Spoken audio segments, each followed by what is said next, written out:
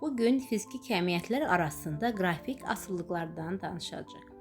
Cəmi bir neçə hal var ki, həmin qrafikləri bilməklə bütün düsturlara tətbiq etmək olar. Yəni uşaqların gözünü böyütdüyü qədər çətin deyil bu qrafiklər. Y bərabərdir k, yəni sabit funksiya, deməli x oxuna paralel olan düz xəttdir. Məsələn, düz xəttli bərabər sürətli hərəkətdə deyirik ki, v bərabərdir konstant. Bu nə deməkdir? Sürət zaman keçdikcə dəyişmir, sabitdir. Vəssalam, qrafiki də olur o oxuna paralel düz xətt. Düz mütənasib asıllıq y bərabərdir kx.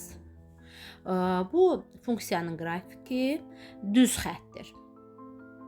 Başlanğıc nöqtə sıfırdan başlayır, koordinat başlanğıcından başlayır.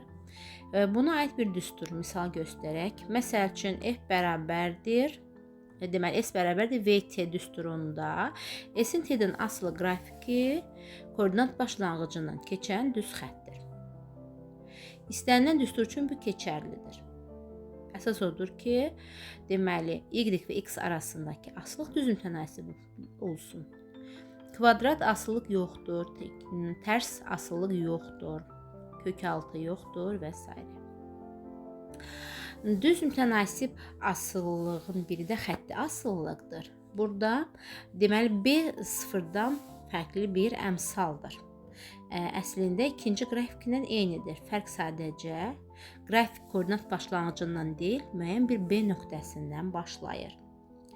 Məsələn, x bərabərdir x0 üstəgəl vt. Deməli, müəyyən x0-dan başlayaraq düz mütənasib olaraq artır. Əgər x bərabərdir x0 çıx vt-dirsə, təbii ki, onda qrafik bu formada olacaqdır. Yəni, müəyyən x0-dan başlayaraq xətti azalacaq. Tərs mütənasib asıllıq y bərabərdir k bölü x funksiyasıdır. Siz bunu riyaziyyatdan bilirsiniz və asıllıq qrafikdə hiperboladır gördüyünüz kimi dördüncüdə. Nəyi misal göstərək? Tutaq ki, a bərabərdir f bölü m. Newton 2-ci qanununa görə təcil qüvvə ilə düz kütlə ilə tərs asılıdır.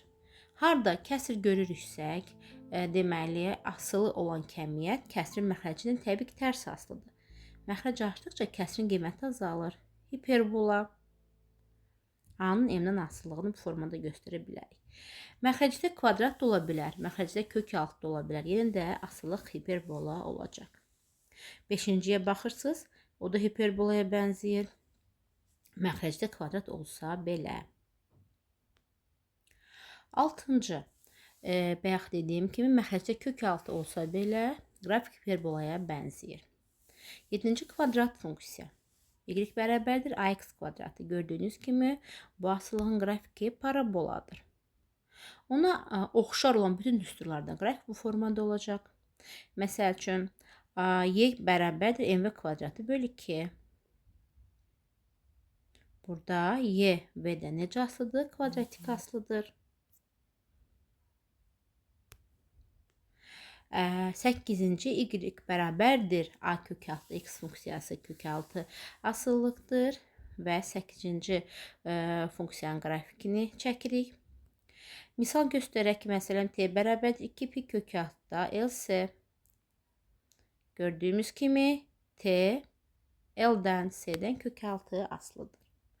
Bundan əlavə sinus x funksiyasının qrafikini bilirik ki, koordinat başlanğıcından keçir, 10-cuda isə kosinus x funksiyasının qrafikidir.